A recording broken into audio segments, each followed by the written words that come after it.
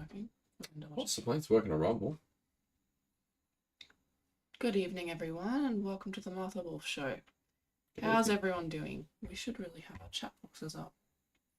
Chat boxes. We've got a lot to talk about today. There's one chat box. Where's the other chat box? Must have put it in there, sorry. It's okay. Not bad. No, it was there. Okay. It was there. Is it that? Aha! We've got two chat boxes. What's wrong? You never know. Never do know. Okay, what are we starting with? Love. Good to see you. Just remember on all the, how do I say it? Making a disclaimer. All the information shared here on the Martha Wolf Show does not necessarily represent the views of Mr. Wolf or Martha Wolf, and the show is for entertainment purposes only. Absolutely. Yes, Australia and free speech are not really liking each other these No, days, are Australia they? and free speech aren't exactly what you call compatible At anymore. odds.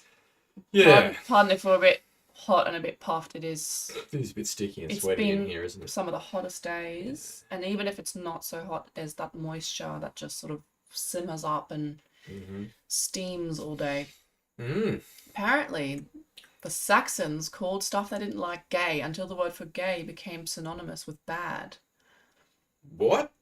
So the word bad apparently has its origin in Old English bedl and then became bad in Middle English. Now, Okay.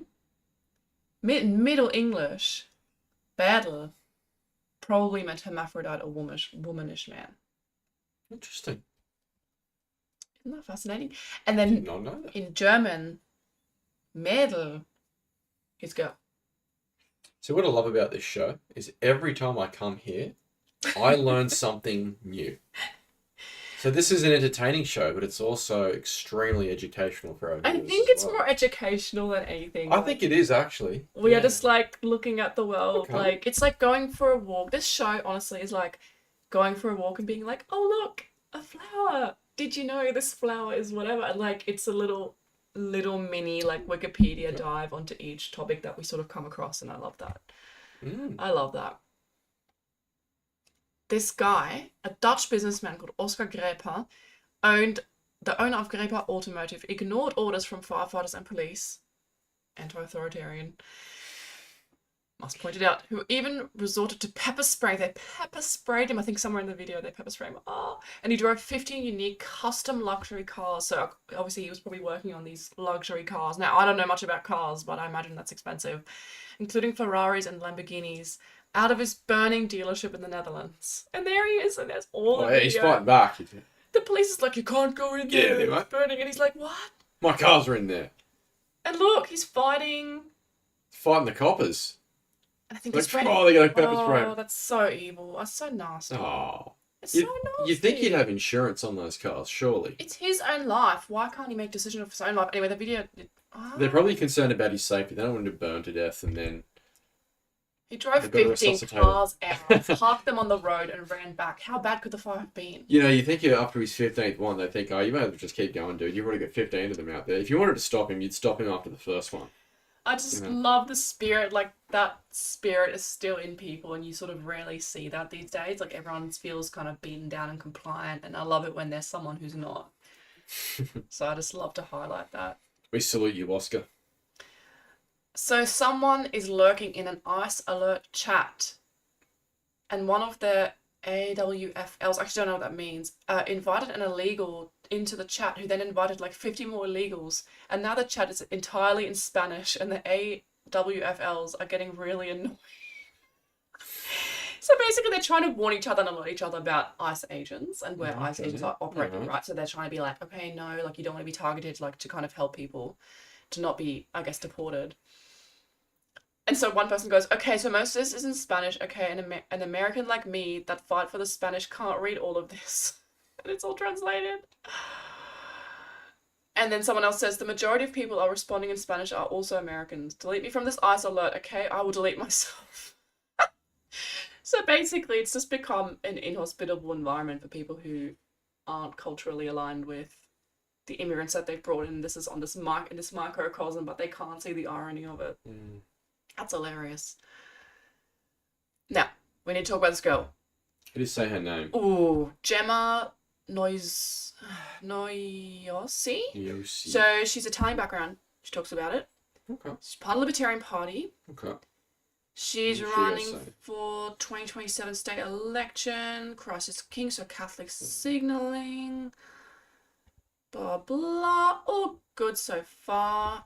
And then let's get into a post. Because I read it and I was like, we need to talk about this. Okay. Okay, ready? Lots of talk about immigration in Australia. I'm reading out what she's saying. Okay. Lots of talk about immigration in Australian politics at the moment. So even though it's a federal issue, I'm running for state parliament, I thought I'd give my view. So she has a platform, she's giving her view. Awesome, let's go. Mass immigration policies are absolutely having terrible effect on the living standards and culture in this country, but they don't exist in a bubble. They are a symptom of cultural and political conditions created by homegrown woke activists and left-leaning political movements that exist here well before mass immigration became a problem. Okay, so what is she saying here? Let's just seek to understand. Let's steelman what she's saying, right? She's saying the reason that mass immigration has been allowed to start is because of the people who were originally here. So she's talking about Australians. She's presumably talking about people from a Northern European background, I would imagine. Yeah, she's talking about Aussies, which are usually Irish and Anglo mix, or maybe a little bit of Italian and German, but Italians, some of them are more recent, actually. So that's what she's saying. Actually, it's their political attitudes that have allowed for mass immigration in the first place. I wondered to myself, like, I'm not saying there's zero truth in that, but it's like, who instilled those attitudes in the Australian population? Where'd that come from? So when there was mass immigration of Germans into the south of Australia in particular, were Aussies just these blue-haired screaming feminist leftists back then? I mean, no one would ever suggest that, right? That's just ridiculous. There are different forces, economic forces, and top levels of politics that are out of control and out of reach for most people. It's not necessarily a reflection of most people's views. What about when Italian immigrants, like her ancestors, were let in? Was everyone just a woke leftist back then? I'm sort of just trying to question that a little bit. Like, what about, let's say, people in a place like Singapore, Dubai, like other places where there's a lot of movement of people? Were they all leftists? Are they all feminists? Are they all degenerate? I'm not saying there's zero truth to what she's saying. I get that, like, oh, your culture grows weak and then you get invaded and flooded. That sort of idea, I understand. But I just think you've got to be a little bit more questioning of this sort of narrative. And you see how it becomes blaming the victim really, really quickly. Do you know what I'm saying? How do you feel about my sort of criticism of that? I just want to quickly give my take based on what I'm reading here. I mean, she seems to be actually saying it's the system's fault.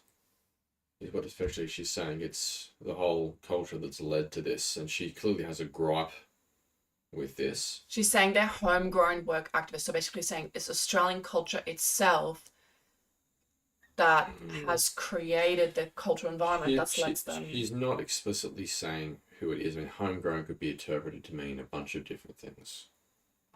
She's not being exactly explicit. I guess, and maybe she's deliberately doing that. I think I'm giving my take. I'm interpreting it in a more clear way. Like, I'm trying to steelman it, and then I'm trying to tear it apart. You know what I'm saying? I'm not trying to strawman it, make it something else, and then I'm really trying to get to something that really, really bothered me when I read this, because I think it's misleading, it's false, and it's actually creating more anger towards a population that is rapidly becoming a minority, which is a really dangerous thing to do, right? Like, you just don't do that. You're meant to be protective. You're meant to be protective of people, especially if you're representing those people politically. I mean, this is just outrageous. If she wants to make the claim, then she should actually have it back that up with some data or like some very clear evidence. My grandparents moved here from Italy and built themselves successful lives and businesses from nothing. So basically she's saying she's proud of her heritage, and that she's saying basically they have that they were intrinsically good in some way and hardworking and things like that. And I don't even doubt that. I'm not saying that's not the case, right?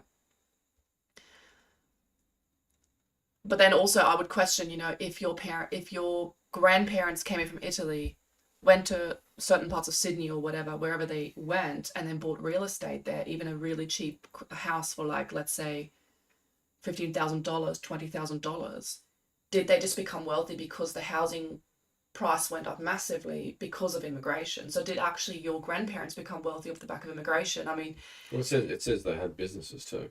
yeah, I'm not saying they didn't, but like a lot of the time, a lot of people in Australia have become very wealthy through immigration. Just to be very clear, a lot of people, like most boomers. Maybe as an indirect result of it, certainly, because the more people you have in a country, pardon me, there clearly is more competition for houses and things like that, so the prices is going to go up. Yeah, so I'm just saying, like, if they'd gone and opened like their pizza shops or whatever it is that they did in a different country that didn't have a massively expanding population, like let's say they'd gone to like Poland, would they have been as successful if they did exactly everything the same, work just as hard? I just don't think they would have, right? I'm just saying, I'm just sort of trying to pick at this a bit because it just frustrates me. They're assimilated, they assimilated to Australian culture and contributed bits of their Italian upbringing that were compatible and positive. So saying they assimilated into Australian culture, but yet you identify really strongly as Italian and you're proud, particularly because your grandparents were Italian. I mean, it's not that integrated. And I'm going to say, I've always known Italians, always, everywhere I've gone, every street I live on, there's an Italian family or person who's maybe married to an Anglo of some sort. They're not that integrated, actually. And I find that there's people say, oh, well, Italians integrate. It's like, they actually didn't. Like, yeah, they literally will mix in and have kids that are half and eventually a quarter. That's not assimilation. They're actually dissipating into the population, or they have a low birth rate if they maintain their Italian culture, because Italians don't really have children, not many. So are they just disappearing, some of them, and some of them are mixing in? Is that what assimilation is? I mean, are you kidding me?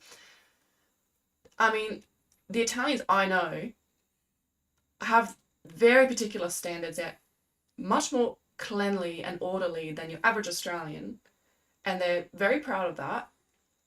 And they're very picky about food. They're very particular about their food. And the ones I know, I'm going to tell you, they go somewhere. We go to a place, we go to a social event, and some of those foods, they won't even touch it because it's not done in their way. That's not assimilated. It's actually not assimilated. And some of these people I'm talking about, they're half Italian, and they're still not that assimilated. They say, okay, so I know that immigration can benefit Australia and its people when it's controlled, selective, and immigrants are given the right incentives. So, but you haven't told us how. She's basically saying, well, my grandparents contribute to Australian society, but how? But you haven't made the case for that. They built success. They built wealth and businesses and made a good life for themselves. That's fantastic. But how has that benefited Australia? You've not made the case for that. She's saying, oh, we bring positive aspects of Italian culture into here. But yeah, but they're in your homes. Like, where's that expressed? Good food? I mean, be clear. What are you contributing to Australian society? Good food? I mean, everyone's going to agree with that. But is it limited to that? Like, you know what I mean? It's so presumptuous to say that. Suppose in a post she can't exactly, write an essay, but I think she's trying to just allude to the fact that perhaps the contribution of certainly her family was compatible with Australian culture at the time. That's all I can really extrapolate from that very little information you've got there. I think it's just sometimes we've just got to take people by what they're saying and call it out for what it is. Like it's arrogant, and you're misinforming people, and you're saying things that don't necessarily derive from what you're saying. You take Italian culture and live it out and have a great life because it's a great culture. Yeah, cool. That's amazing. But how's that contributing to the broader community? Most sensible people can see that's not the case now. We're taking in, and it's obviously I'm quoting and I'm reading it out, which is very obvious, right? So this is not necessarily my words. We're taking in too many people from the wrong places with the wrong skills, and it's hurting us. But I don't blame the immigrants themselves. I blame the policies and cultural movements that got us here. And I 100% I agree with this whole paragraph here. The prime reason both major parties support mass immigration is to cover up a faltering economy. I pretty much also agree with that. I think that's where she's onto something. Socialist and corporatist policies from left-wingers and fake conservatives are failing small businesses and workers, but governments are terrified of a recession, so they keep bringing in more people to cover it up. Yeah, basically bringing in people just keeps everything, like Ponzi scheme level, keeps everything up. they spend a lot of money and real estate prices is going up. Everyone's becoming kind of rich off it. So yeah.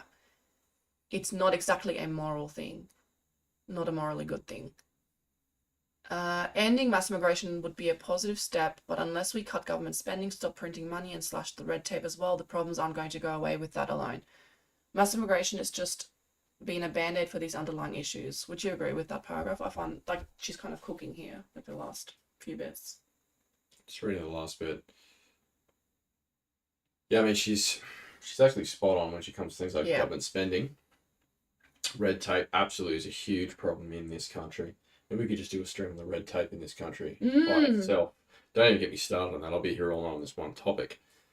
I wouldn't even know most of it. Those two I would particularly agree with. Yeah, like this is the thing. Like this is kind of why I want to talk about this, because some of this is so good, but it's easy to be like, oh, this is so great. She's got it. Like she's saying the right thing, and then just take the whole thing without being a little bit critical. Because remember, she started off blaming these problems still on the foundational population of Australia. The other problem is cultural. Too much immigration too fast from the wrong places damages our culture, but it was actually the existing culture that gave us these policies. See, she's saying this again now. The existing Australian culture is bad. Woke left progressive social movements are fundamentally anti-God and anti-family. So when mass immigration started, what, in the 70s and 80s, was everyone a woke left progressive? What is she talking about? You go back then, back to like the 70s, and you look at the average opinion, even if you take all the old people away and just look at people like under 50 or under 40, it would still be conservative compared to now. But it's my understanding even then, there were a lot of these, I suppose what you would call progressive socialist ideas definitely coming out of universities. Yeah, that's right. Yeah, I sort of just have a bit of a, like, I'm just not sure the underlying culture that gave us those policies. Is it the underlying culture, or is it the elite, radical culture? That's a different statement, right, than saying, well, the foundation of the population all was swept with these ideas. And I think she's kind of buying this, oh, all these left-wing movements were these grassroots things with people with all these legitimate grievances. And I just don't think that's entirely true. I think we know that there was a lot of top-down stuff, and obviously didn't all originate in Australia. Do you really think that like all these left-wing causes that have swept the Western world and even East Asia, and even to some extent other countries, like globally as well, do you think they originated grassroots in Australia and they came out of the foundational population of Australia? Like, no, they came through a global network of culture, and it probably would have come out of universities and media. So universities and media is where this came from, not the people. The people have absorbed it from the top down, you know? I think that's just a slight sort of distinction to be made. Not to blame people and make them feel bad and feel like, oh, well, actually we deserve it. See, we're so evil. Oh, we have all these movements that have caused this. You know, that's just sort of something nasty to say to people. And I bet if it was Italy, like, would she say the same thing about Italy, where she obviously identifies as being ethnically from, and she is? Would she go to Italy, which is arguably worse than Australia in so many ways, right? Like, the taxation rate is terrible. The birth rate is terrible. They're going to cease to exist, like, soon, right? Would you say? Oh, within a couple of generations. I mean, if you actually look at their demographics, it's not particularly looking good for them. Would she say the same thing about Italy, where she identifies as being from? Would she also say, well, oh yeah, Italy, the underlying fundamental culture of Italy has caused all these problems? Like, really? Maybe it's because they're at the bottom of Europe and people migrate up through Italy. They come to the bottom and they walk up. Maybe that's part of it. Maybe part of what's happening to Italy is because they're near like Germany and then Sweden, and people want to go through there. You know, there could be lots of other reasons, but that benefit of the doubt's not given to Australia. If people aren't having families, and it just gives the government more of an excuse to bring in more people from overseas. But once again, you know, I'm not saying that she's saying this, but like Italians are having fewer babies than like Anglos, like Protestant-derived European populations, globally speaking, have more children than like Mediterraneans do. So is this more of a problem in Mediterranean countries? Do they have a more anti-God and anti-family culture? Because according to her, that's what's causing it. That's the underlying problem here, right? So conservative, up to recently fascist Catholic countries have more of the same problems that she's saying come out of the Australian population. This is where I take issue with this sort of thing. Like, what are you talking about? In fact, I'd be shocked in the US. I'm sure it's similar here because usually the same patterns. Like I said, Protestant-derived, more Northern European people have more children actually maintain their birth rate. It doesn't actually drop off that much. You take Mediterranean, you take Muslim, their birth rates drop more. So it's just frustrating. It's just false, you know. This will be hard to hear for some, but it's not ethnic communities that are falling for woke propaganda and not having kids. It's multi-generational atheist Anglo. See what she's saying here? I don't think this is true. Now she's explicitly come out Yes. with the ethnic group she was talking about earlier. Mind you, of course, I read the post before I started commenting, so I have a little bit of an idea what she's talking about. But she said it like 3 or 4 times now. She's giving a really strong message here. She's saying it's not ethnic communities that are falling for woke propaganda. Do you know that Asian immigrants do gender selective abortion in Australia? There's data on that. Once they have 2 children, the next child will not be a girl. They will get rid of those girls. That's what they're doing. We have data on that. Are they all woke? Are all the Indians and Chinese, are they so woke? Because they're not woke. They're conservative. That's part of their culture. So would you say in light of the statistics you've said that analysis would not be accurate? Well, shit, just give me the data. Like, if you're going to make the claim, just give me the data. Say, you know, multi-generational atheist Anglos, what's our birth rate? Because I come from a multi-generational atheist Anglo family and we have very good birth rate. We have a good birth rate, okay? We are above replacement. And I'm not just saying me, not just saying me and one of my siblings or something like that. I'm saying the lot of us, like the whole herd. Where's this coming from? It's just, it's become, is it invented? Is it like a thing that festers in these Catholic communities where they all meet up?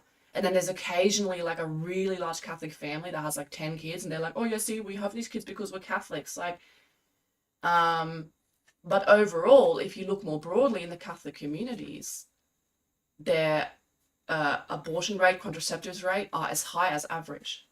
As high as average. Fortunately, that's So true. it's just not true. It's just such bullshit. I'm just so over it. When you look to a country where those demographics are distilled, like Spain, like Italy, there are other ones. There's this off the top of my head, right? Even southern Germany. Then you see what the pattern of behavior is like for these sort of people. And even Ireland now, right? Now, you're more the expert on Ireland. I don't follow all the data from Ireland. I know they're a tiny population, but still, what's the birth rate there? I don't know. Oh, it's pretty dismal. It's below replacement. It's pretty bad. And once again, that was a traditional Catholic place like until recently, right? Like known for having large families and known for that sort of thing. But you got to update your worldview. You got to update, okay? South America, once again, traditionally majority Catholic places. We look at this data in the show all the time. It's just so frustrating when people from your Italian background, hello, do you not realize like your people don't breed at all? And you're talking about all these traditional Anglo communities are falling for woke propaganda. It's part of Protestantism. It's an evolution of Protestantism. That's a lot of what this is. The whole woke religion, the green, the climate change, blah. Because they're atheists, they grab onto other things that resemble these sort of religious structures in their minds. You know, caring about animals, being super, altruistic in that sort of way. It's just the evolution of Protestantism, really. They're not even really that atheistic. The third issue has been Western foreign policy. Conservatives are right to question the left's obsession with letting in more refugees all the time. But the refugees wouldn't exist if we stopped all these insane foreign regime change wars. Yeah, once again, like I think she's onto something here. And also, of course, what you call refugees is really highly questionable. Parts of Europe have been destroyed by the results of interventions in Middle Eastern wars. Blah, blah. I'm not going to read that because I might not have the same protections of speech as she does. Blah. She goes, so let's absolutely pressure the federal government to end mass immigration, but let's also work at all levels to fix the problem that caused it in our governments and our culture. Without free markets and free families, ending mass immigration will just be the latest populist band-aid. Yeah. I don't really have a big problem with some of the things she says are really spot on. Some of the things just really, really annoy me, you know? Anyway, those are my comments on her. Interesting take by that lady.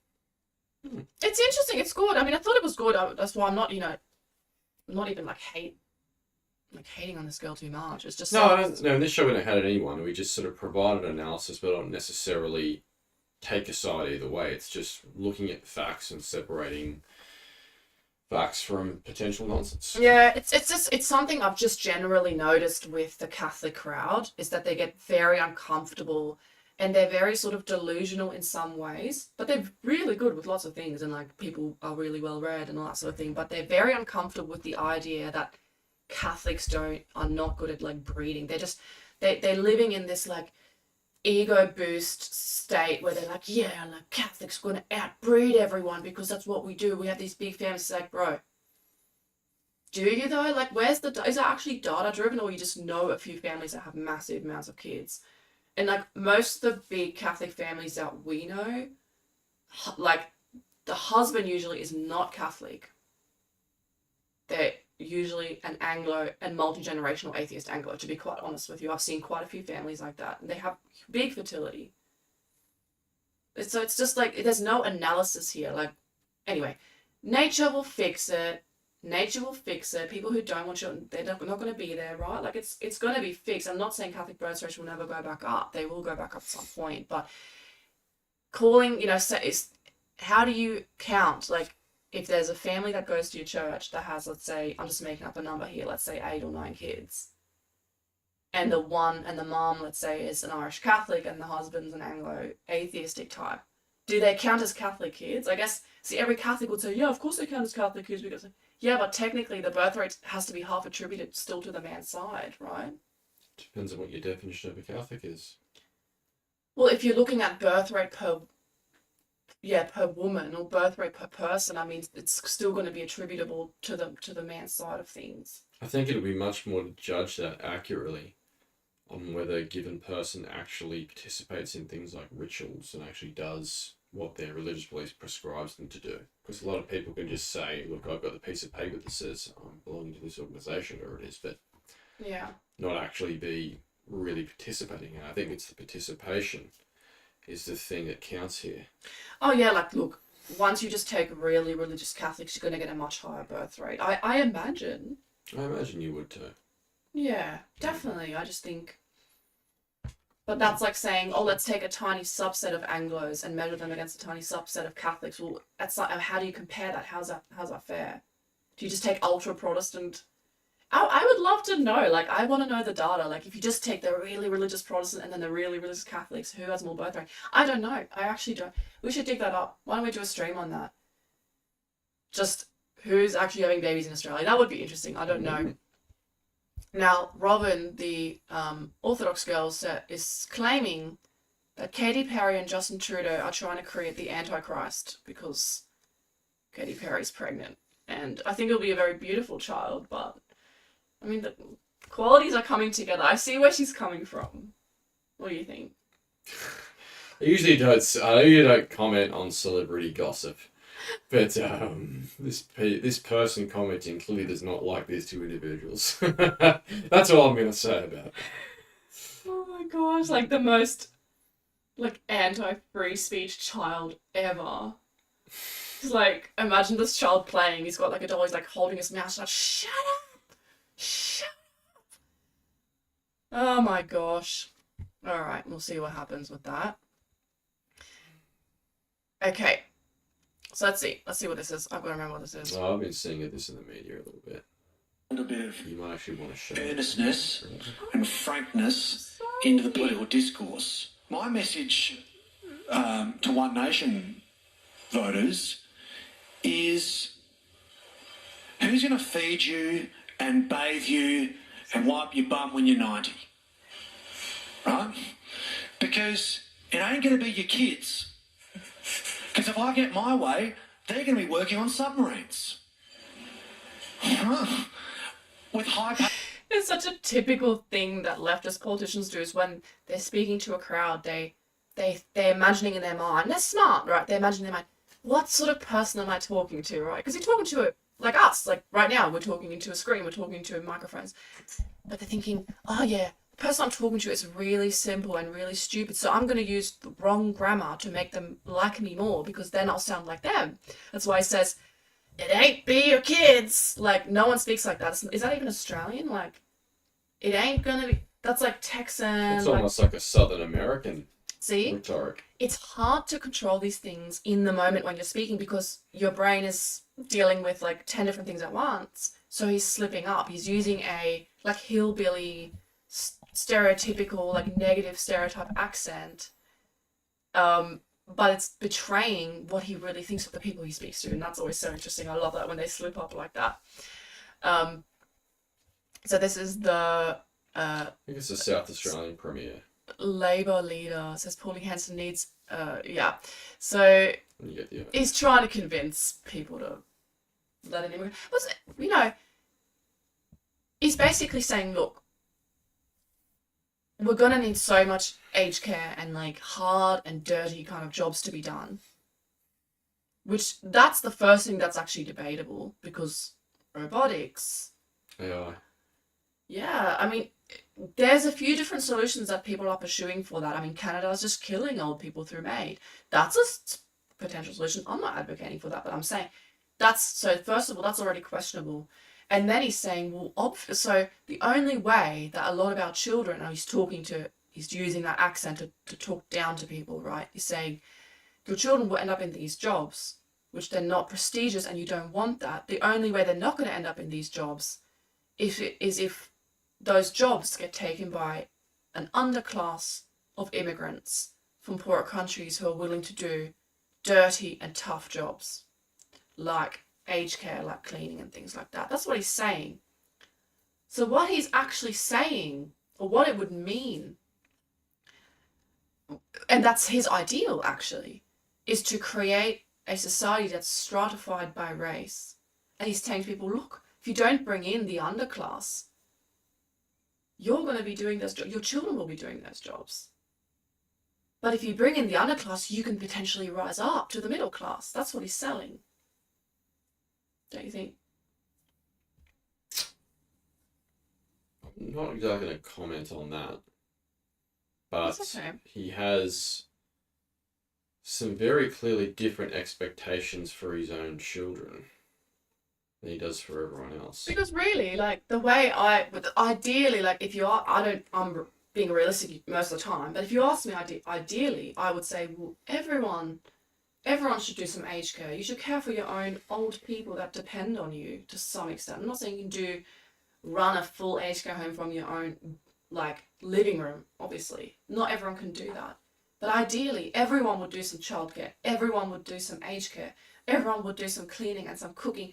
Everyone should be doing jobs that their family requires, and that's a beautiful thing. You know, a couple of generations ago, that was actually a commonplace in a household. That's right. You would live with your extended family. You would actually live with your grandparents, and I think the expectation is that you contributed and you helped look after them in their old age. It's only up until very recently that we've had this idea that children come of age, they get a job, and they move out. That's a very, very recent understanding. So perhaps in days past, you didn't actually have a massive aged care industry as you did right now. And also, obviously, the age sort of pyramid and stratification stuff like that was different. But also, once again, there could be a different solution, which could be, at least in the little bit further future, which could be, you guys really need to make sure you're having at least 3 kids. If you get married and have kids, have at least 3. Try, because then someone can take care of you, or they can split that work between them, or they can, you know, something like that. I mean, a lot of the problem that we're facing, and he's not saying that, is that the proportion of old people to young people is just not really good.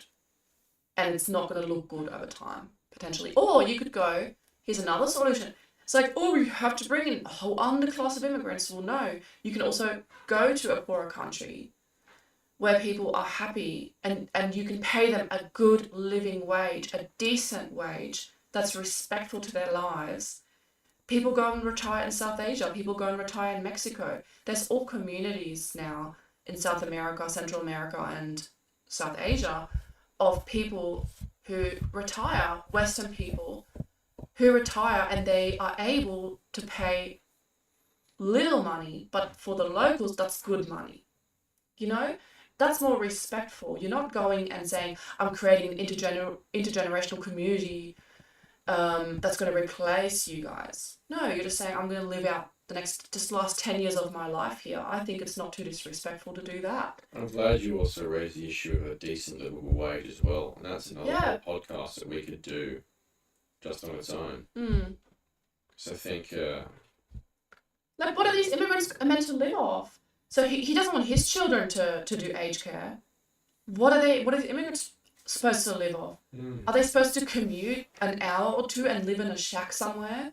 And then commute an hour or two to the aged care home and have no life, or have a very low quality of life? I mean, Australia, the more immigrants you bring, the more expensive everything gets. So it's like you're destined to have a low quality of life. It's not good. You know, we just should be addressing these problems in a different way, not just bring in other people to do the horrible stuff and then live a horrible life and have a low status in society.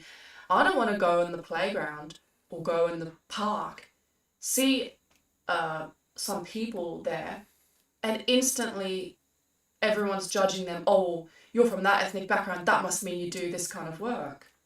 I don't want that kind of society. I think it's a nice thing. When I grew up, it was like that. I grew up in Germany, and if you met Polish and Albanians, their women all did cleaning. They came over. I don't know what all the men did. Some of them did cleaning as well. They all came over to clean. To them, it was good money. They would send the money back home. And that was back then. That doesn't mean that I don't like the idea of judging people like that and straight away thinking, oh, well, you have that accent, that must mean you do that sort of work. Yeah, chat boxes. Can I go to the next thing? Sure. Interesting take, Martha.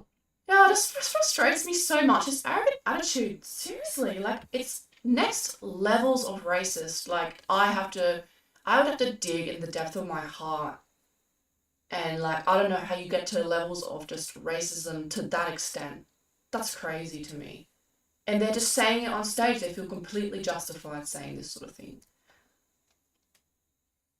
Okay, so let's have a look. Let me just quickly look, because I had these stats. But there you go. I found them.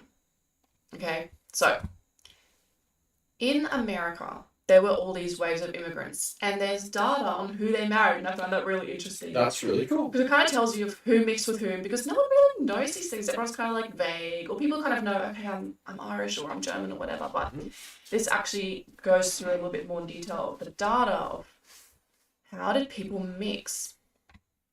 How did the children of America's first great wave of immigrants marry? If we adjust for geography, 3 cultural clusters emerge. English, Scottish, and Welsh Americans married each other at higher rates than expected, with Canadians a little further out and Irish further still, which is sort of what you would expect because you're sort of talking about genetic clusters at this point already. So the Irish must be just genetically distant enough, and culturally and maybe linguistically, to just intermarry a little bit less than Welsh and English and Scottish do with each other. And obviously there's a Catholic Protestant boundary, so that's exactly what you would expect. Scandinavian American descended from Swedish, Danish, and Norwegian parents also showed preference for marrying each other. So you get those Nordic countries. Makes sense. Although Danish and Norwegian Americans preferred Swedish Americans slightly more than they preferred each other. So strange. The strongest cluster was amongst Russian, Austrian, and Hungarian Americans, suggesting that Eastern European Jewish marriage market that was flexible across national lines. So the orange thing is Jewish people all marrying each other, so Ashkenazi Jews, I imagine Eastern ones. British Isles cluster and Scandinavian cluster. This doesn't even include Germans, okay? And then here, under this adjusted view, some groups also seem to avoid each other. Compared to what you would expect given the numbers and geographic overlap, Irish Americans married Russian Americans 97% less than chance would predict. So they're literally avoiding each other in the marriage market. Interesting. Surely followed by Ireland and Poland. Yeah, isn't that strange? Isn't that Italy and Russia. What they're saying is, after controlling for geography, so they lived near each other, but they wouldn't marry each other. And isn't that fascinating? Interesting. Irish and Polish. So it's a similar thing. It's the Slavic and the Irish don't really vibe. But to me, it makes sense. I mean, the Irish, to me, are much more similar to the English. They have this sort of quick banter and sense of humour, and I think the Slavs very much don't. Don't you think? No, they seem to be much more stern. Like, if you just go with your banter and crack jokes at Polish, I mean, Polish are still a little bit westernised, but even, especially Russians, how many times will they laugh? I don't think they'd really laugh. I don't think you'd really break the ice that well. Maybe not. I think it can be done. It's just, I mean, I've been around Russians where it's like, oh wow, like I'm making jokes and smiling and being cheerful, and they're like dead face. Like, it's crazy. Italy and Russia also avoided each other. Germany and Portugal avoided each other. I can understand that. Austria and Ireland. So once again, they would have gone to the same sort of churches, but avoided each other. Both Catholic populations. Yeah, interesting. I think Austria, so something that people don't know about Austria, but like I saw the genetic data on that the other day, they actually have quite a lot of Slavic DNA in them. Ooh. East of Germany and like Austria, there is a lot of Slavic intermarriage, so it must be like a similar reason. It's basically the Slavic temperament that doesn't get along with Irish temperament, in my opinion. Irish and Italian avoided each other. Once again, they were Catholic. There's no religious boundary, really, although the practices might be different, to be fair, a little bit. Maybe the cultural practices, yeah, definitely. I found that funny. I wasn't expecting that. Yeah. The thing about Catholicism is that each sort of European nation has its own sort of unique cultural flavour on it. So it can be very different. The core beliefs are the same, but how it's actually celebrated sort of externally can be very different depending on what country you go to. And look, the graph is kind of deceiving because you go down here, it's still like 80%. We're still talking about quite a high level of avoidance of each other. Canadians and Italians, Austrian and Norwegians. So a lot of people just don't like to intermarry that much. They do, but they don't prefer it. I find that really interesting. Of course, using only adjusted views can be deceiving. For example, German Americans appeared in more than half of all cross-ethnic marriages, not because every group had a special affinity for Germans, but because German Americans were large in number, widely dispersed, and impossible to avoid in a marriage market shaped by proximity. So Germans were like the most likely ethnicity you would marry into for all these different ethnicities. All these different people from these different countries, except like Scotland more likely to marry English, you see. Hungary more likely to marry Russian, but French, Danish, Netherlands, English, all this stuff, more likely to marry Germans just because there were so many of them. Okay. In other words, and did we expand that? Yes, we did. In other words, even though Irish and Italian Americans married at just 30% of the expected rate, they still produced over 26,000 marriages during this time period. The Russian Americans produced more than 5,000. Irish and Russian Americans, so it's just really not that many when you look at it. No. Across the full data set, 3.77 million second-generation Americans married someone from a different immigrant community spanning 722 unique pairings. Nearly every combination you can imagine happened at least once. I just thought that was kind of cute. I thought that was really cute, and you can go and read it in more detail if you're interested. And then, what's this? Here, and the 5 most common cross-ethnic pairings from the first great wave of immigration. See, not being American, I don't even know these sort of terms like the first great wave. I didn't know. I guess that's us like having the first fleet and the second fleet and stuff like that. But in both directions. So, and I thought it was so cute. So, German man, Irish wife. Okay. And then it says, wait a second, it says, so if that's only if they had, so in this case, the Irish would have 2 Irish parents, the German would have 2 German parents, so they're leaving everyone else out. Obviously, they probably would have already been mixed up. But yeah, then the next common one is Irish husband, German wife. So this both ways worked really well for people. Isn't that funny? Interesting. Whereas if you did that now, like, I don't care if it's US, Australia, wherever, if you did it now, it wouldn't be nothing like this. There would be no group like this where men and women marry each other from 2 different groups. See, because the white men now married East Asians and now they marry South Asians, but it doesn't go the other way back. It doesn't go the other way around, really.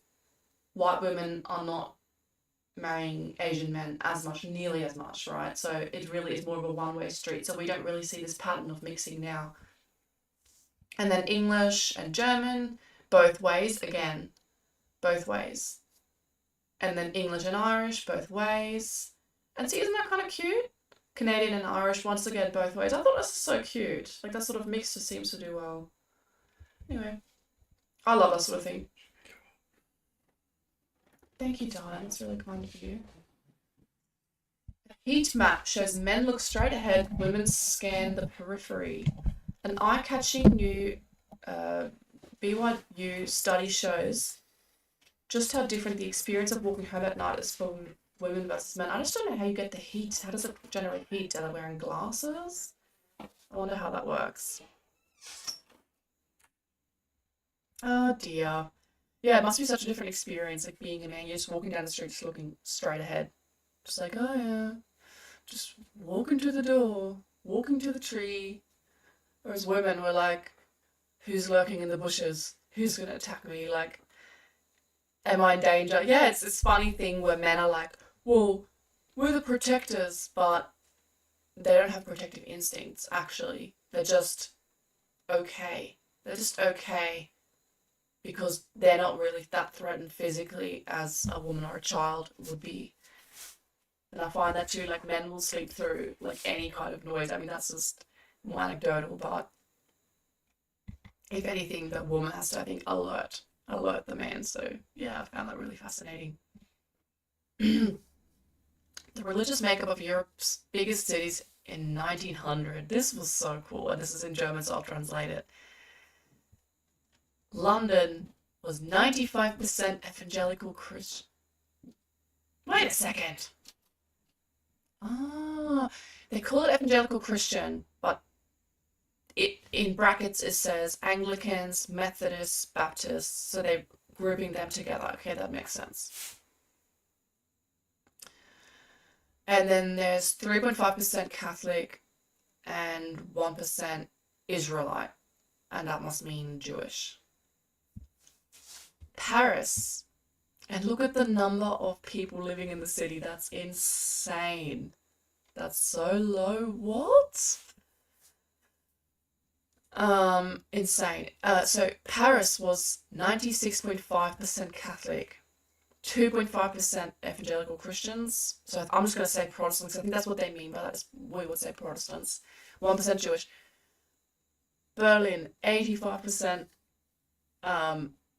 Protestants, 8.6% Catholic. And it doesn't actually say, 5% Jewish. I just thought it was so fascinating how divided, like how distinctive the character of these places would have been, which is sort of what you see when you go to places and you see the old churches and they're either all Catholic or they're all Protestant churches of some sort. It's so predictable. St. Petersburg, Greek Orthodox Christians, 84%. Brussels, 99% Catholic. Madrid, 100% Catholic. Can't quite believe that. Amsterdam had 65% Protestants, 21% Catholic, and 18% Jewish. So they really kind of cluster, everyone sort of clusters to certain places, and it's very distinctive. I just thought that was so fascinating. And how that's changed and how that would change the character of things, you know, just considering that now, in a place like London or any place like that, it would be much more mixed. There would be more religious groups and they would be much smaller in proportion to each other. And how, you can just imagine how the sort of, how do you have cultural festivals? How do you have culture? How do you have holidays? How do you have cohesiveness? It's really difficult. How do you have a character? You say, well, I'm from there. Well, what does it mean you're from there? It doesn't mean much anymore if you say I'm from Paris or I'm from London or Amsterdam or whatever. It's just, well, okay, but what's your cultural background? So the way you think about yourself, the way you identify yourself, I think is very different now. And it's sort of funny. It's so understood, and looking back at that and going, wow, it was very distinctive. You were from a certain place. It meant basically with almost 90% certainty you're a certain ethnicity and you have a certain religious belief. Champagne Joshi says the AI slopocalypse is near. Let's see what this guy says. I mean, if you go into Amazon Amazon now limits the number of books that an author can publish on a daily basis to 3. So you can't publish more than 3 books in a single day. Clearly, they're not writing these books. These are AI-generated novels. And they go online and you sell them for $1 or whatever. So they can turn out this stuff, at an amazing level. Every time I publish a book, as soon as the book is published, there are 3 books that come out that there are companion books to my book that says, oh, you don't have to read Baldacci's book. We tell you everything that's in the book right here in a really summarized form. So you can read it in like 30 minutes instead of reading his novel. Every book I've written in the last 7 or 8 years, companion books come out on the same day. I didn't know that. That's almost incredible. That's almost unbelievable. You publish a book and AI somehow reads it and instantly summarizes it, and then people can buy the summary without even buying the book. That should almost be criminal. Like that just seems like copyright problems. That's so sad. It's just so devastating. Who's going to read a book? Unless it's just purely for fun reading and then like relaxation. Who's going to read a book? Like an actual book that has philosophy or data in it. You just read a summary or read it. Yeah, it's scary to think, like, who's going to bother? That's the problem, is who's going to bother to write these things? Who's going to bother? They can't make profit off it. They can't even get recognition off it. No one's bothered to read these things. It's really interesting to see what's going to happen. I don't think AI is all bad though, to be fair. It was designed to reward recycling, but 7 News can expose how Containers for Change is being exploited. The scheme's boss is furious and has a stern warning for the fraudsters. Well, they say that to make people feel better. Basically, you can, with this can recycling, people are putting it in, and then let's see what she does. At first glance, nothing seems out of place, but slow down, you'll see the deceptive sleight of hand in a recycling rort. When people attempt to steal or defraud the scheme, really, they're defrauding our own community. At Containers for Change in Upper Mount Gravatt, a woman scans the barcode of a can in one hand while at the same time feeding rubbish onto the conveyor belt. Yes, it's very deliberate and very planned. I mean, imagine planning this. Imagine doing this with your free time. Yeah, I'm going to get like 5 cents per can. Oh, gosh, it's awful that people think like this. And she's obviously worked out exactly how to do it. I mean, gosh, what a kind of life. Who lives like this? It's very disappointing. And the face of Australia is changing. Let's say it like that. Jumbo the elephant saves meerkat again. So there's this elephant who lifts up meerkats whenever the lions approach. Thought that was just so cute. Something positive. And the meerkats just sort of hang around him, and whenever the lions come, they just run to him and he lifts them up. So cute. And the lions are sort of just giving up. Now, this could become a symbiotic relationship between meerkats and elephants, if only the meerkats do something to benefit the elephant. I'm not sure what it would be. I've been thinking about that. I'm thinking about this a lot. What can meerkats do that benefits elephants? Because elephants are just roaming around eating vegetation, so I don't really see what it could be, unless it's just amusement and companionship, but perhaps it's just a once-off situation that won't evolve into something more permanent, which is a shame. Sydney father Brandon Koschel has been jailed for 1 year with a non-parole period of 9 months for a 40-second Australia Day speech where he said stuff that I'm too worried to repeat. Welcome to the State of Australia. You can read that for yourself. Look at the screen. Yeah, so this guy, sadly, leaving a wife and child, I think, has been put in jail. So there you go. That's the way these new laws in Australia are being implemented and are being used. Is just it's really more of a slap on the wrist sort of sentence, but they're just intimidating people and scaring them and trying to shut people up, obviously. Just debate the opinion, you know? Just take the opinion, make a better argument, debate it. There you go. And if it's a bad argument, you'll win the argument and you're done. An entire genre of Anglo boy names just turned into girls' names in a couple generations. Now, I didn't know that. Marion. That, to me, is definitely a girl's name. Marion was a boy's name. Okay. Carol. I know it's an Irish last name. I didn't know that was a boy's name. Leslie definitely was a boy's name. Taylor, yes, it sounds like surnames. Courtney, yeah, those are definitely used for girls, aren't they? Lindsay, I've heard that. Oh, I've heard that as a boy's name somewhere. Blake, I don't know. Morgan, I've heard it for girls and boys. So the example was 23-year-old Marion Morrison in 1930. And they changed his name for the role, for acting. Yeah, so interesting that people, it's like the first thing that we talked about. I'm pretty sure the first post we talked about was how the Romans called everything gay, and then the word for gay just became the word bad.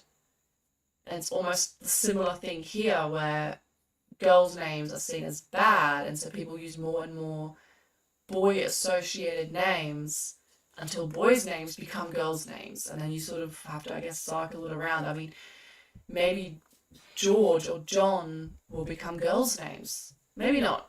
Maybe not, because they're too they're in like literature too much, maybe, so they're a little bit too ingrained to be boys' names. But it'll be interesting to see that people just seem to want to have masculine attributes for their girls' names sometimes. Starting from the 2026 Spring Festival, visitors from 50 countries can enjoy visa-free access to China. China's doors opening wide to the wider world. I wonder why. I wonder what conversations they're having, the leaders of China. I would like to know. And Australia's on the list, New Zealand, Germany, France, Spain. So a lot of European countries are on this list. I hope they thought this through. I hope they really thought about what they're doing here, since these countries have all sorts of people in them, but okay. I think it's very cool. And people are really annoyed that there's no African country on here at all, apparently. They're very annoyed because China does so much business with Africa and does so much stuff in Africa, but yet Africans are not supposed to come to China. It's a one-way street. But, you know, I think it's cool. Maybe we'll go to China. I would like to go. It would be very cool. I would really enjoy that, I think. Unitree embodied AI model manufactures robots in factories. So a robot assembling a robot, essentially. Based on Unitree's Unifo LMX10 embodied AI model, this is an actual deployment at a Unitree's own factory. So this looks like an authentic video. I'm really hoping it's not AI slop. This robot, it's got like pincing hands, and he's assembling what supposedly is parts of a robot.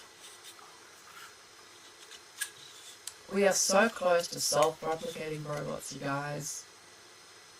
We are really, really trying to get there. Apparently, we are desperate to get to the stage where we are self-replicating robots. I wonder how much AI is in these robots, but whatever the answer to that is, if it's enough to replicate themselves, if they have enough AI to replicate themselves, or even just programming, they will start to function as a life form, because anything that self-replicates will be under Darwinian selective pressures and will start functioning as a life form. So I highly don't recommend this. I think we should not have self-replicating robots. You might say, well, it's not so serious, whatever, they're just putting together a few parts, you know, but like, we are getting there, and it's not good.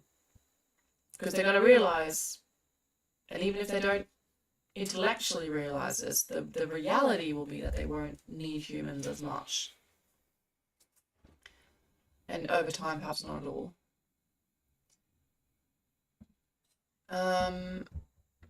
Meta-analysis, oh, this is so cool. The extreme male brain theory of autism applies much more to females than to males. Now, this is something I've been wondering about. Because autistic men can be quite effeminate in some ways. It's almost more like there's less differentiation between the sexes in the autistic phenotype, and once again, we're excluding people with brain damage that gets diagnosed as autism. We're talking about sort of genetic autism, like I'm talking where it's intergenerational and it's between siblings and things like that. There was the Baron Cohen, not Sacha Baron Cohen, but his cousin, who was also called Baron Cohen, I'm pretty sure. And he had this book or theory about the extreme male brain, where he's talking about basically autism is just the brain developing more in a male direction than with average people. But it's really hard to make that make sense when you have male autists being kind of playful and silly and boyish, and you think they'd be more extremely male, and they're really not. Let's see what this guy says here. The extreme male brain theory of autism suggests that autism represents an exaggeration of the two male typical traits: relatively low empathy or empathizing, and relatively high interest in non-living systems like engineering or classification, also called systematizing, and that high testosterone in the womb contributes to this pattern.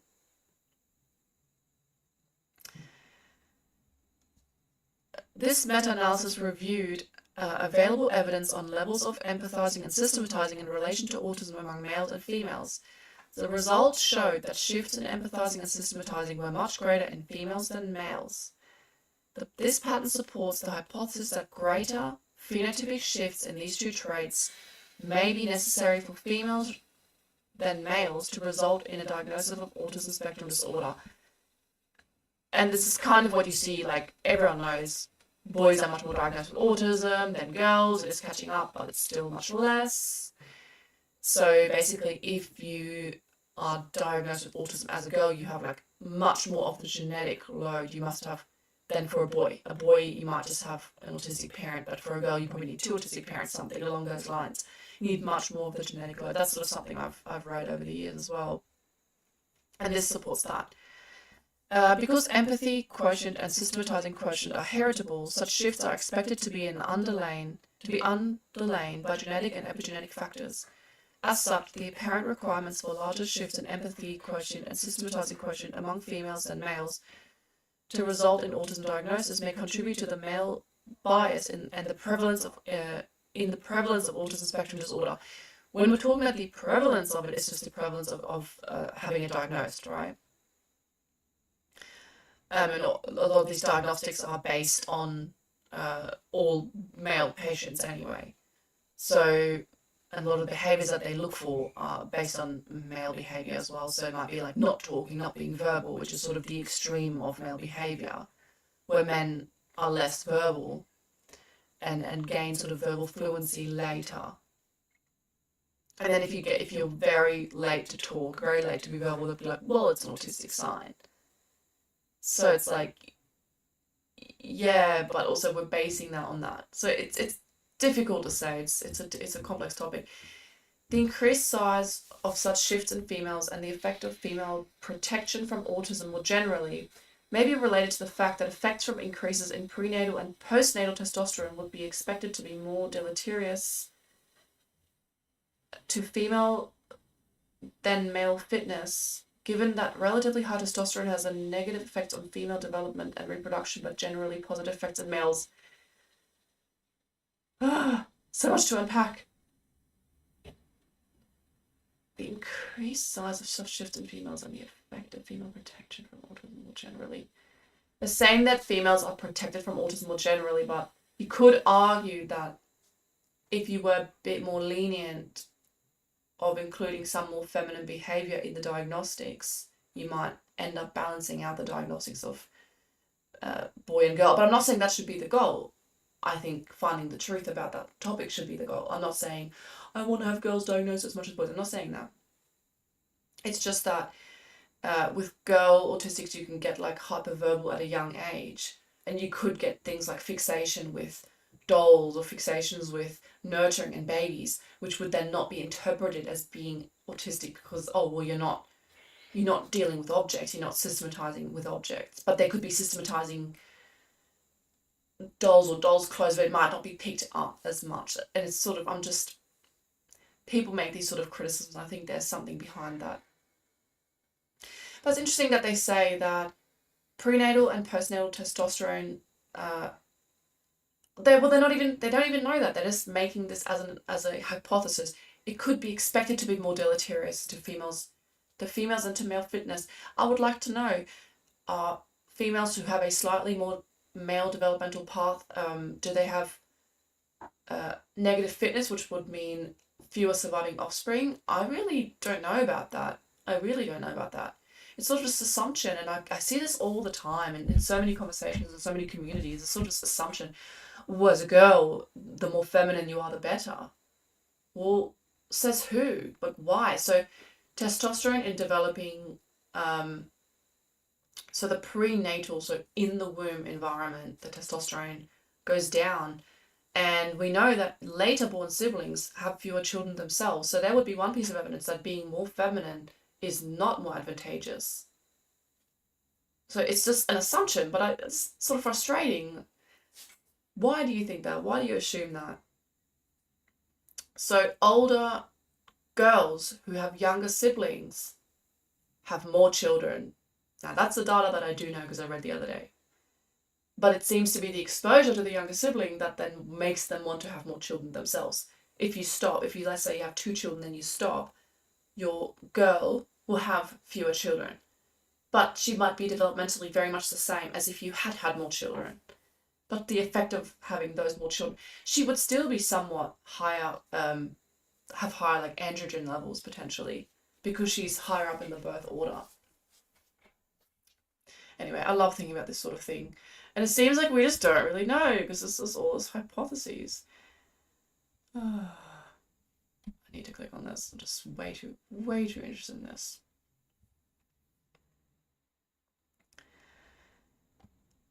Yeah.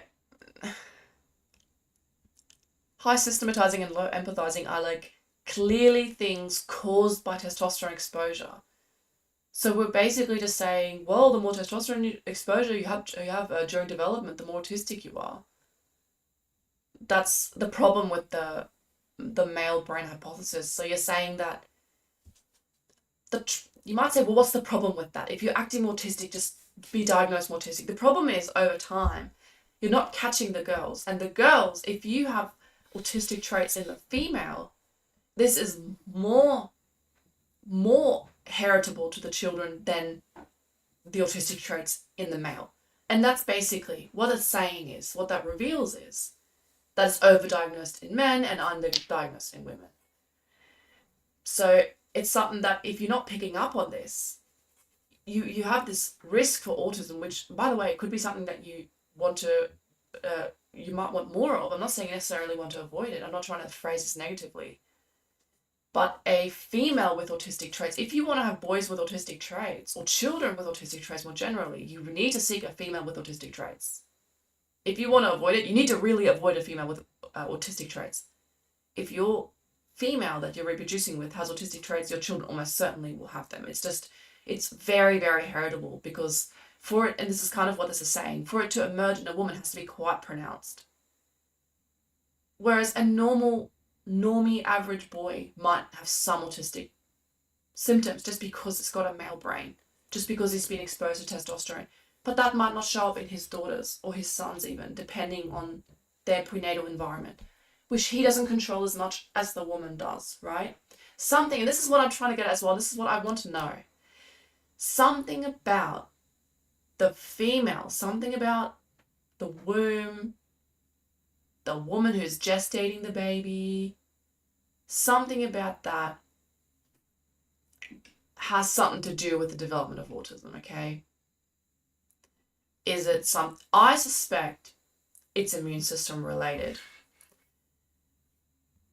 Because the suppression of the fetal testosterone is due to the woman's immune system, okay?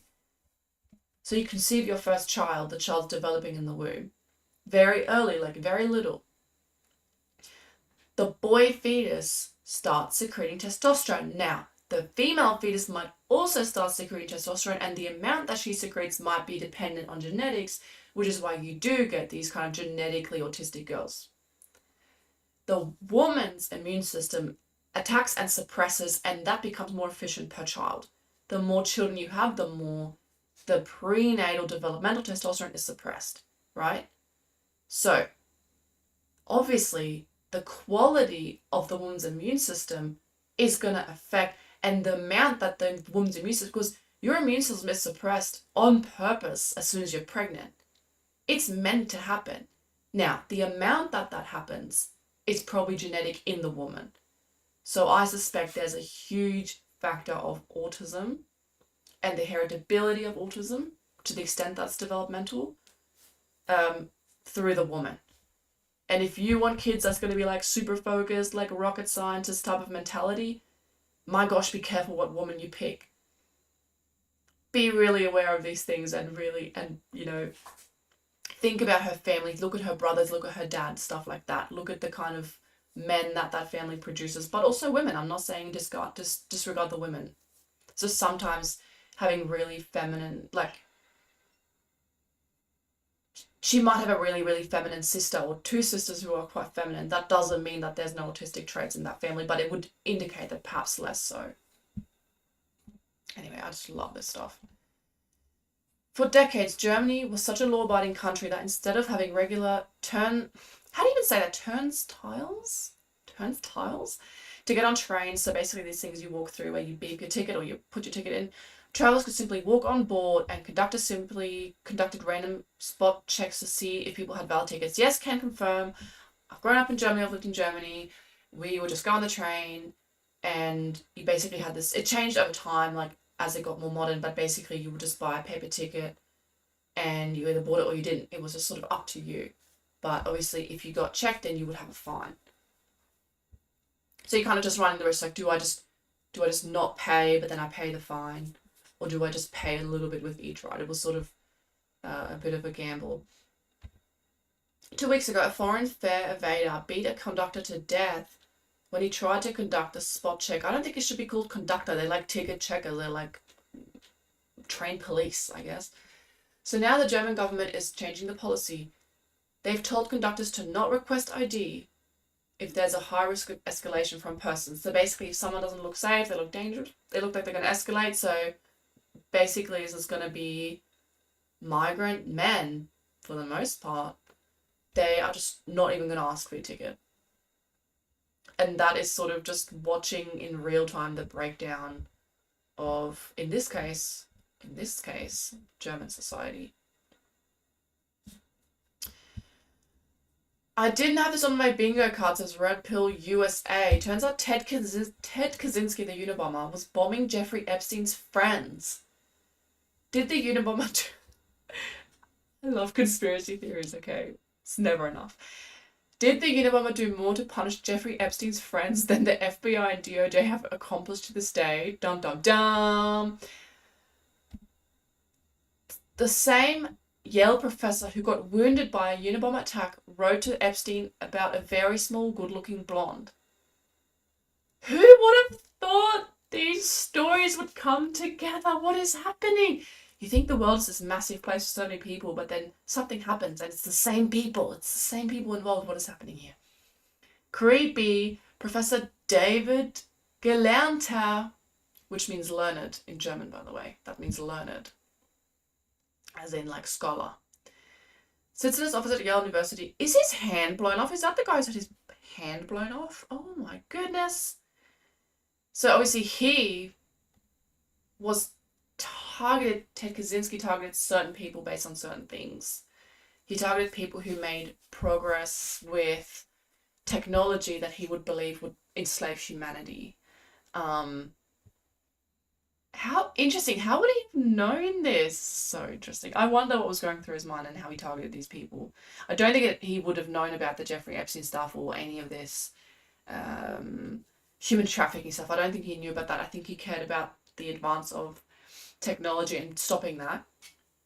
And Jeffrey Epstein really is like the anti-Ted K in so many ways, because he was interested in the advancement of technologies and sort of human, like, sort of cyborg type of stuff and pushing humans to their max and being very, very anti-nature. And Ted K was very return to nature, obviously familiar with that stuff. that was just fascinating. Bo Weingart says, if progressives actually believe this, then they would consider a group of 10 whites descended from 10 different European countries diverse. But of course they don't, because they believe very much in whiteness. Now, AOC says that whiteness is imaginary and needs to be differentiated from being English, French, or German, which have a rich history and heritage.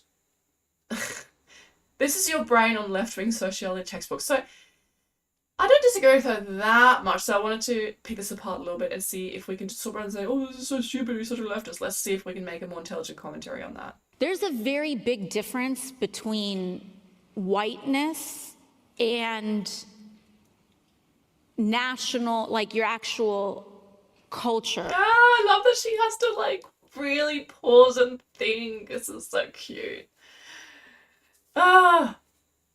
Okay. National, as in national boundaries, national government, like you have you have a state, right? Therefore it's official, therefore there's a boundary, you can draw a line around it. Now you're a thing. You have a line, it has to be defined, right? Like it's funny. How is this left-wing thought? That's why criticizing this as left-wing thought I think is a little bit ridiculous. I really think it's left-wing thought. It shouldn't be, anyway. So this, I'm not commentating on this necessarily from a right-wing perspective. I just think you got to be a little bit more nuanced here. Like the countries of Africa, they were drawn, like someone just put down a ruler and drew the country. Oh, now you're a country. Now you're Namibia or whatever. Or now you can have an identity. Well, no. There are groups of people, and sometimes they were cut. Their territories were cut. That doesn't make it right. Why is Europe so different? It's a little bit different because there's a lot more little border disputes that have gone back and forth with why the borders are all zigzaggy and like more organic looking. But like genetically, like I was saying earlier, like there is Slavic admixture in the east of Germany and in Austria. And like Bavaria has Slavic admixture. And then there's, like if you take a northwestern German, they're probably more closely related to Scandinavians than like a southeastern German. They'd be more Slavic, but there'd still be connecting ties and bonds and obviously linguistic bonds and things like that between them. So I think there's just sort of lacking this nuance in what she's saying. You know, there are all these different groups that migrate around and they mix a little bit, but that doesn't mean that they're not still distinctive, right? There's a distinctive Slavic phenotype, but that doesn't mean that there aren't people who are, 10% Slavic or 30% Slavic, that sort of thing. Those two things can still be true at once. And that's what's really important. You can't say, well, there's no oxygen because it's mixed in with the air. Well, there's no oxygen. Well, yeah, there's oxygen. You can distill it. And maybe there are places where there's more oxygen, like next to a plant or a tree. And there's places where there's less oxygen, like if I'm breathing out. But it can still be distilled and it can still exist mixed together, right? Let's see, it's so funny to me that she's saying it has to be, your ethnic identity has to be legitimized by national boundaries. This is like imperialist, like France versus England versus Portugal kind of talk. What are you talking about? Like, why can't we be a little bit more fluid? Especially since so many people are mixed. Can we be a little bit more fluid and understand this in a bit more of a nuanced way? That's the crazy thing. I would be considered more right-wing. And yet I'm making an advocacy for being a bit more open-minded here. Right? Whiteness is an imaginary thing. Being German. So she's saying it's a construct of the mind. Is that what he always says? Oh my gosh. EMJ, you are influencing. Is it through the Catholic circles? Is this another Catholic delusion? We need to push back. We need to push back against the Catholics. E. Michael Jones always says, it's a construct of the mind. It's a category of the mind. This is what she's saying. Is she influenced by like the most far right like Catholic commentators that you can sort of imagine? Like, are you serious? Like, are you guys overlapping right now? And why is that? I want to know why. Saying it's imaginary. Well, why is it imaginary? Can you be East Asian? You can definitely be East Asian. You can be 50% East Asian, you can be 80% East Asian, you could be East Asian with a little bit of something else mixed in, you know, you can still, East Asian still exists. And there are different kinds of East Asians. And it's the same with white people. White people exist. People just say white people, it's not the most flattering sort of way of saying it, but it just means Europeans, right? It's the West. You look at Eurasia, you get the Western populations and the Eastern populations, and then in the middle, there's kind of blends and people movements because people have these massive empires like Mongols, and they come and they push their genetic material all the way into the other place, right? So it's not imaginary. That's so silly. And if you graph people on a genetic map, you can clearly see clusters as well. And then you can see the blend and the mix as well. She's saying being German is a real thing. It's like, wait a second. Germany is like in the middle of Europe. Like if anything, Irish is more of it. And I would argue Irish is not really that much of a thing. But you could probably argue that like Norwegian or Swedish is more of a thing than German. Because you really do have a blend of ethnicities in Germany. You really genuinely do have different ethnicities there. You can see it. I grew up right down the south, and if there was someone from the north, you knew. Like, it was clear as day. They looked very different. They were much, much taller and much lighter. And if you have naturally blonde hair as a grown-up, you are like from the north of Germany. As a child, children can be blonde, right? But as a grown-up with blonde hair, that's like not something you see in the south or the center or really most places. And just the size, like some people who are bigger, taller people, they go to the north of Germany to go shopping for certain clothes because they just come in bigger sizes. They just have a different market there because of a different ethnicity.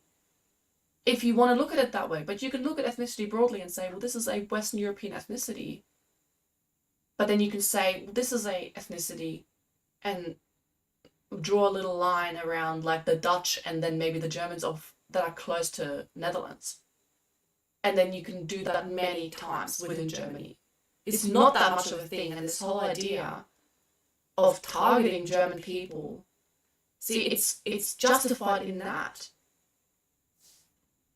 It's justified in this idea, well, German people are like that. And even if you care about the history and you have grievances, which there are legitimate grievances, about Germany. Let's say you have grievances about the conduct of the Nazis, things like that. Even if you look then at the map of Germany, it's different ethnicities in Germany voted at different rates for the National Socialist Party. And it's clear, and it's still like that. You still look at the voting pattern across Germany and you get clear, distinct ethnic voting patterns in different parts of Germany. The ethnicities that really stay in one place and they feel it too and they know it and you hear it and you hear a different accent and you feel like, oh, we're different. Like, I understand you sort of, but we're different, you know? Is real. Being Italian is real. Being English. These are rich. It's so funny to me. This is meant to be a left-wing politician saying being English is real when that's not even a left-wing discourse. Like, I could coach this girl to be a better left-wing commentator. That's crazy. I don't even believe this stuff necessarily, but I'm just saying the English are real. That is like far-right discourse in left-wing circles. What are you talking about? That you're not supposed to say that. Like, she needs help. She needs help. She needs to like blink into the camera, like, we need to go, we need to help her. Okay, she needs help. You're meant to say, what does the far left say? Oh, English aren't a real thing. They aren't a real thing. They're just waves of completely random immigrants, completely unaligned, that have all just mixed in a total mix, in a total blend. And everyone is a complete amalgamation of all these completely different ethnicities. That's what you're supposed to say, right? Which I'm not saying is true. Cultural heritages that are based on values and heritages are based on values. Nah, wrong again. Wrong again. This American rhetoric is so appalling. Our group identity is based on our values. No one lives like this. This is not how it works. Your group identity is not really based on values. But if if anyone's group identity was based on values, it would be Northern Europeans, wouldn't it? Because truly they will exclude people who don't agree with their values. But I think in certain Muslim groups and things like that, if you don't agree with their particular practices and values, you might be excluded as well. But the idea that value, where does the value come from? Where do the values come from?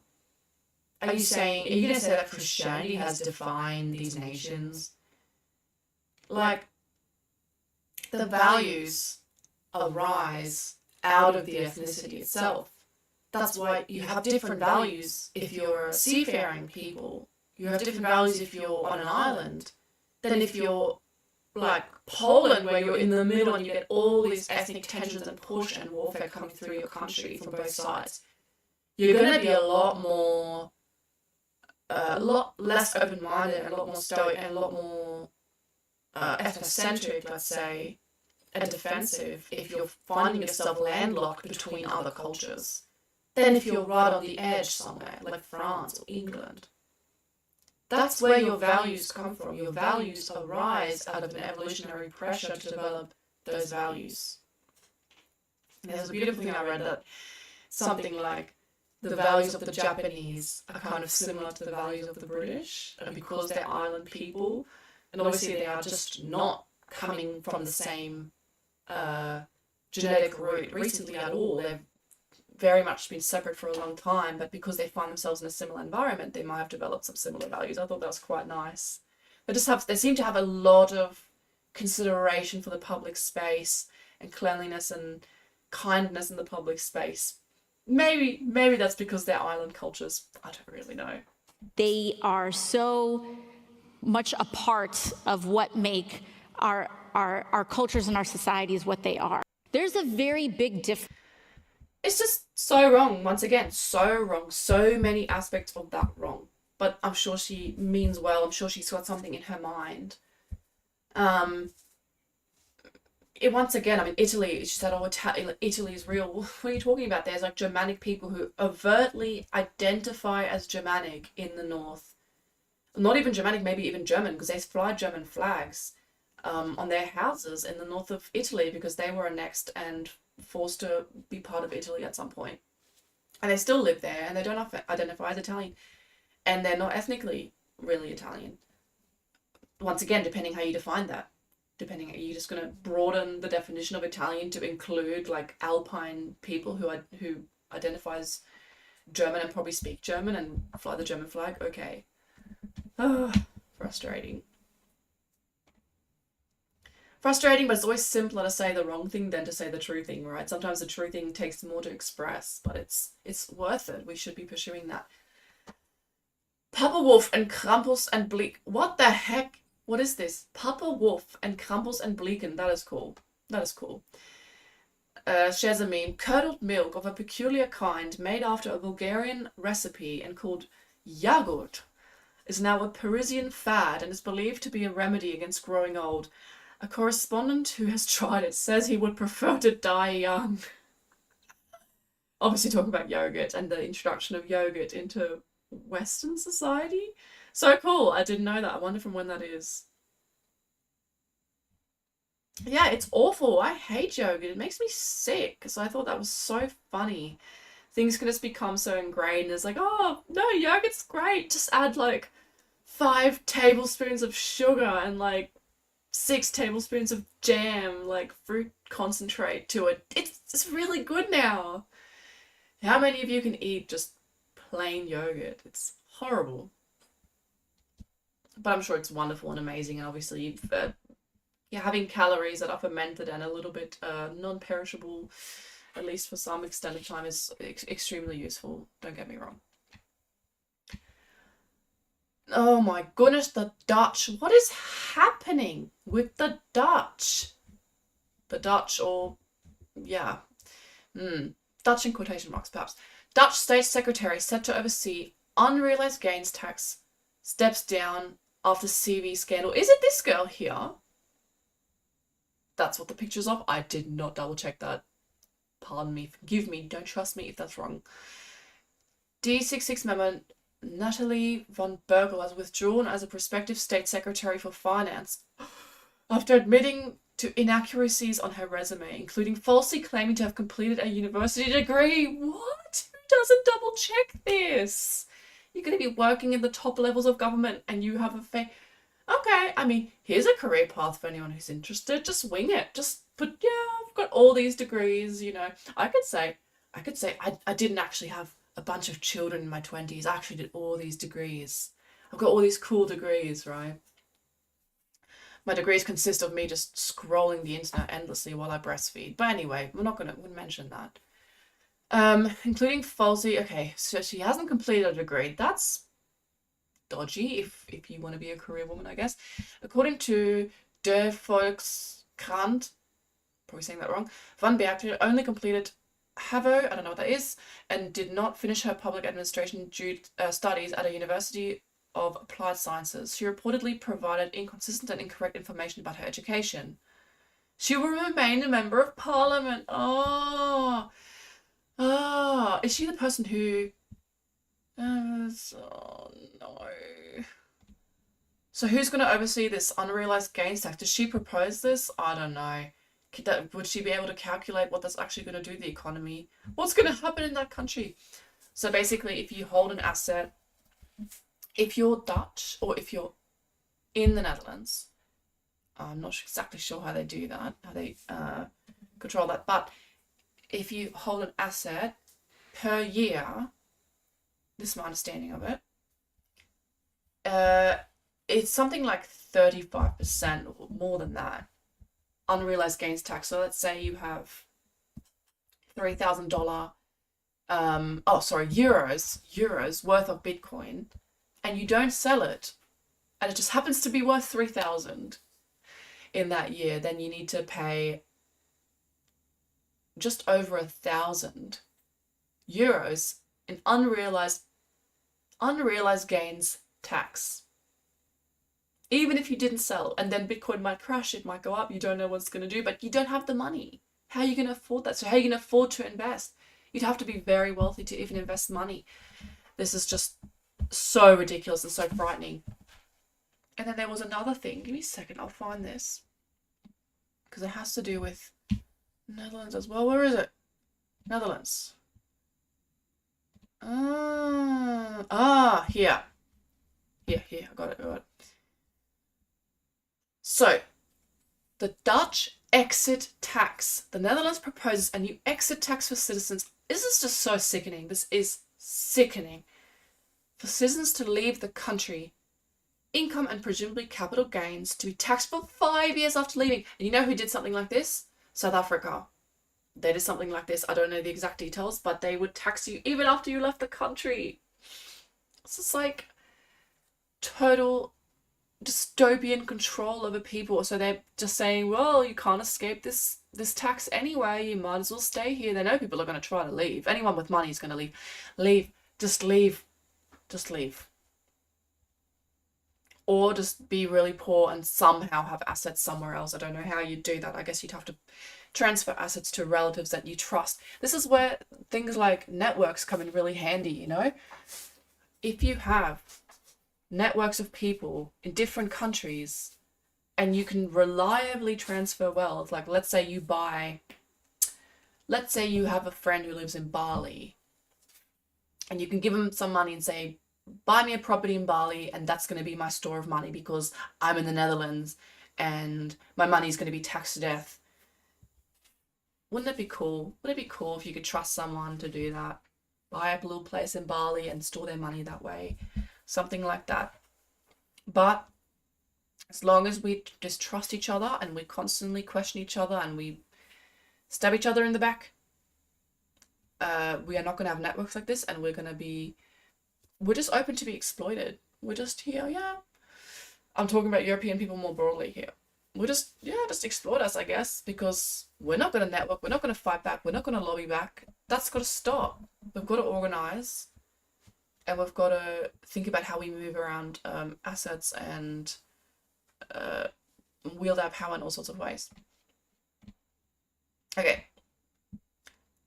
If you enjoy Lindt chocolate, and especially their truffles, then probably best not watch this, but this was something that I already knew about, so I'm not too shocked. Tick, tick, boom. We're bringing the noise. Mint is facing heat today after a closer look at their ingredients revealed the brand's famous melting center isn't actually chocolate. It's solidified vegetable fat. And the bleached fat is the start of something.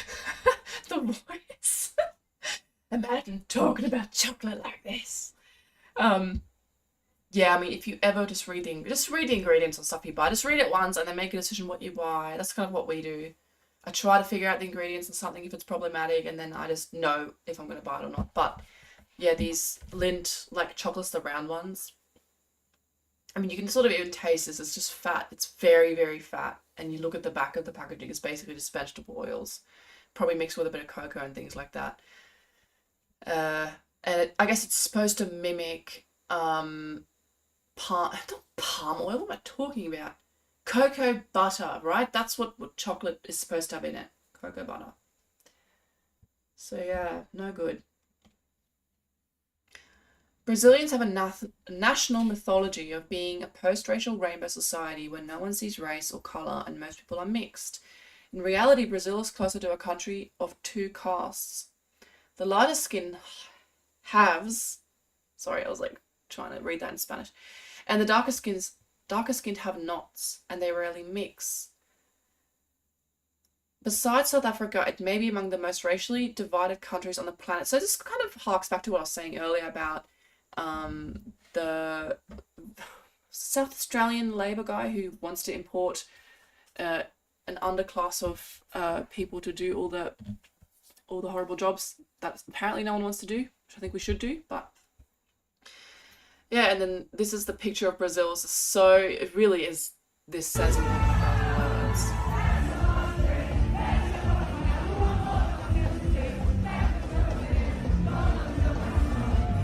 So they're at some sort of concert, and in the middle are all the people who've paid for the tickets, and there must be some sort of barrier, and then other people have joined. Or maybe there's a cheaper type of ticket, I don't know. But basically everyone in the middle is white, and everyone on the outside, almost everyone on the outside, is black. And it's really, like, it looks like painted.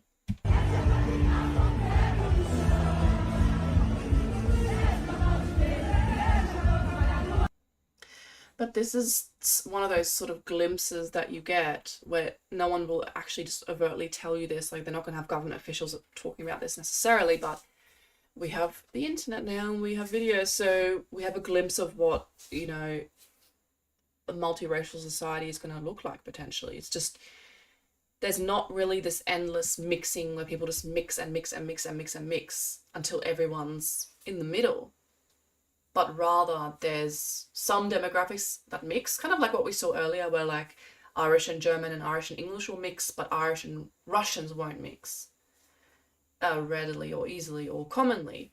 So you kind of get these clusters. People kind of cluster, a bunch of ethnicities will cluster together and a bunch of other ones will cluster together. And of course there's always people in the middle, but it doesn't really mean that the overall pattern changes.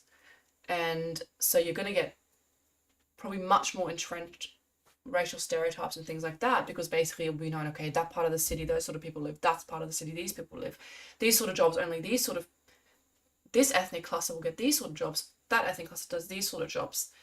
And I think most people don't want to live in that kind of society, but that's probably just being realistic where we're heading in most of the Western world now. A bad couple, you need to take your meds. Why do you call random strangers fans? This is meant to be the woman saying that. My friends are scared of you. I can't take you anywhere. A good couple, they're both wearing a tinfoil hat.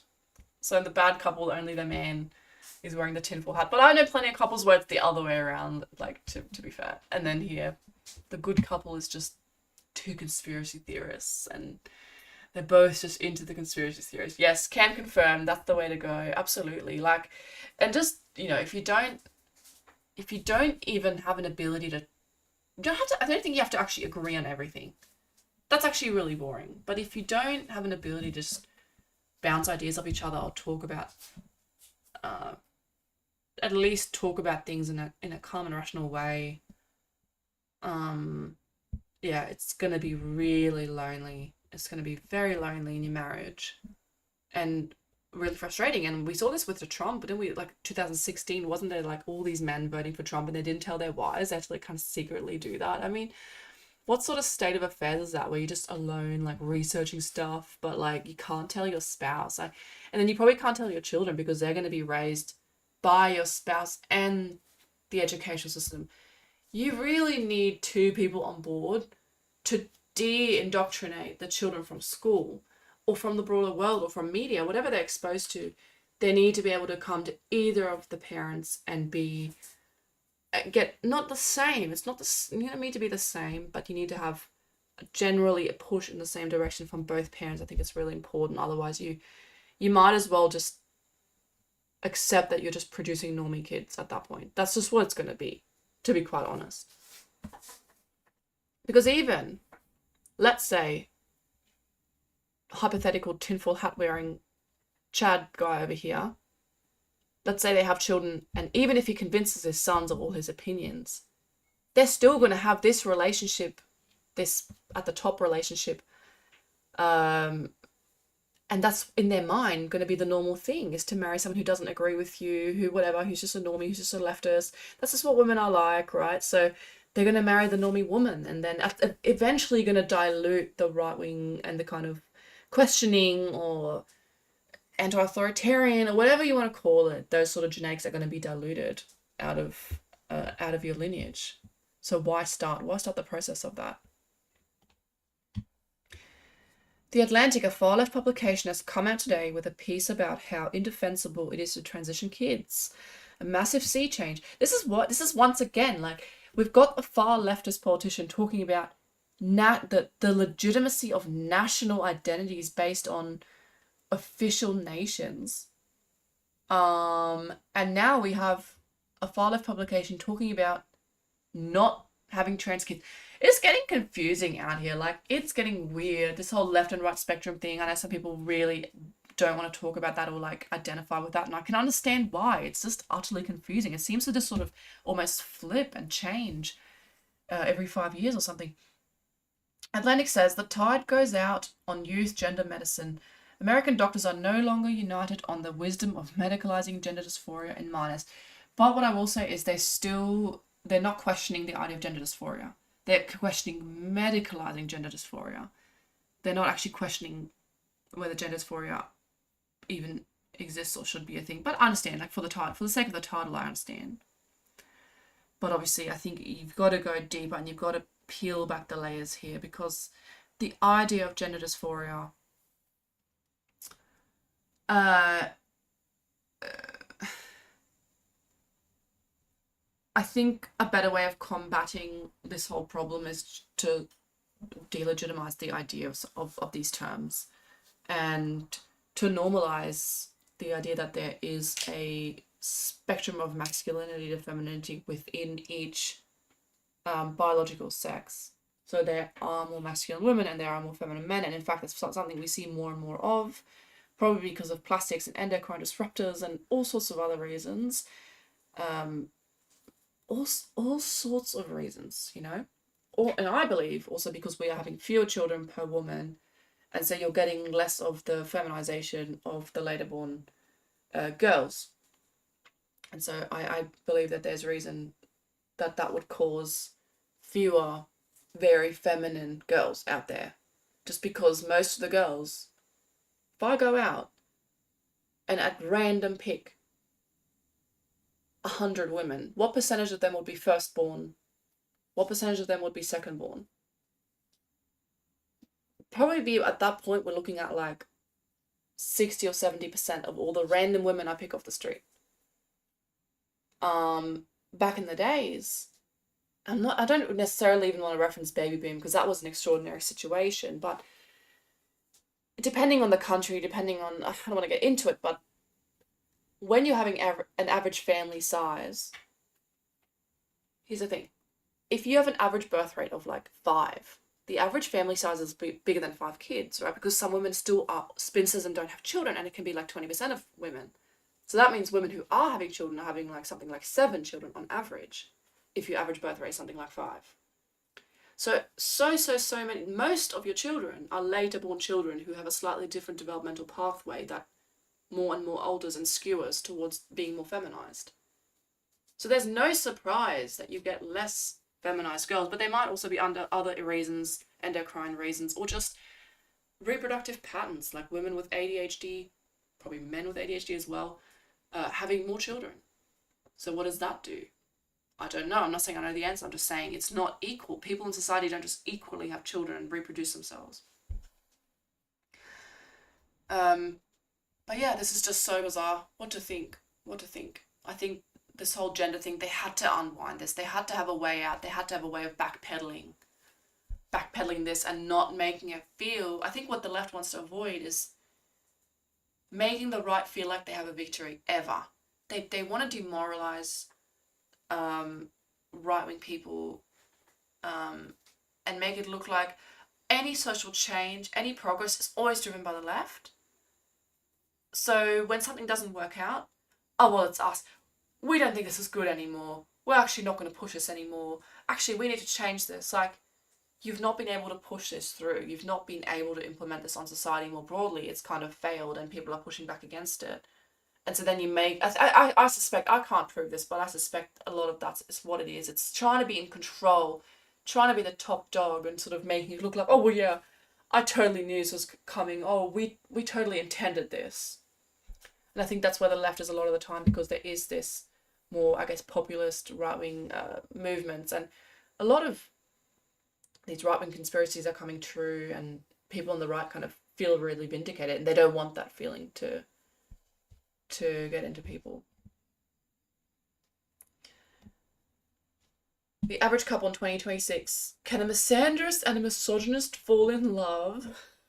And it's obviously like an Asian thing, where in East Asia that's like a bigger thing than here even.